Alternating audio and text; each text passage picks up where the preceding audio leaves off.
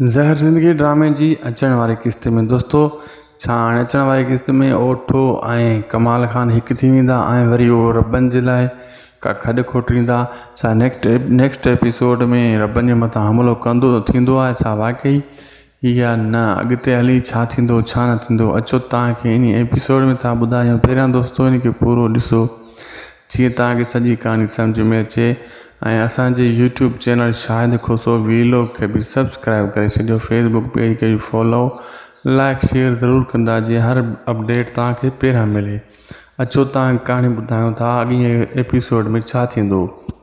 पहिरीं ॻाल्हि दोस्तों पोइ क़िस्त में तव्हां ॾिठो त रईस गफ़ार खान हलियो वियो उमिरि ते। हाणे उमिरि ते जॾहिं जीअं वियो आहे रईस गफ़ार खान काफ़ी क़िस्तनि में नज़र ई कोन ईंदो तव्हांखे ऐं ॾेखारींदा बि कोन त हू उमिरि ते आहे, बसि एतिरो ॿुधाईंदा त उमिरि ते वियो। ऐं अॻी क़िस्त में स्टार्टिंग में तव्हां ईअं ॾिसंदव त ओठो वञी मिलंदो कमाल खान सां ऐं कमाल खान हुनखे घुराईंदा आहे ओठे खे पंहिंजे उताक ते ऐं ओठो इन ख़ुशि फहमी में हूंदो आहे त कमाल खान साॻिया पेर खयां आहिनि। लेकिन कमाल खान बि शातिर माण्हू आहे। उहो ओठो खां इहा ॻाल्हि पुछा कंदो आहे तूं अॼुकल्ह छो थो अमन सां सलाहूं करी, कहिड़ियूं तव्हांजूं सलाहूं हलनि थियूं। माना अहिड़े हिसाब सां ओठे खे खोलण जी कोशिशि कंदो आहे ऐं ओठो सम्झी ईंदो आहे त हीउ शख़्स मुंहिंजे ई पोयां हुआ।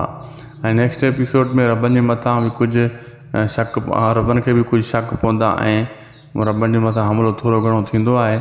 बहरहाल कुझु थींदो कोन्हे रबनि खे कमाल खान जे मथां पूरो शक पइजी वेंदो आहे, इंक्वायरी करणु शुरू करे ॾींदो आहे ऐं काफ़ी ॿिया अहिड़ा सीन बि थींदा लेकिन वॾा सीन इहे ई हुया जेका तव्हां ते असां अॼु पुॼायासीं। उमेदु आहे तव्हां वीडियो एसी ताईं ॾिठो हूंदो। महिरबानी करे इनखे सब्सक्राइब करे छॾियो ऐं असांजे फेसबुक पेज ते वीडियो खे लाइक ऐं शेयर ज़रूरु कंदा। मिलंदासीं असां नेक्स्ट वीडियो में। असांखे ॾींदा इजाज़त। ख़ुदा हाफ़िज़।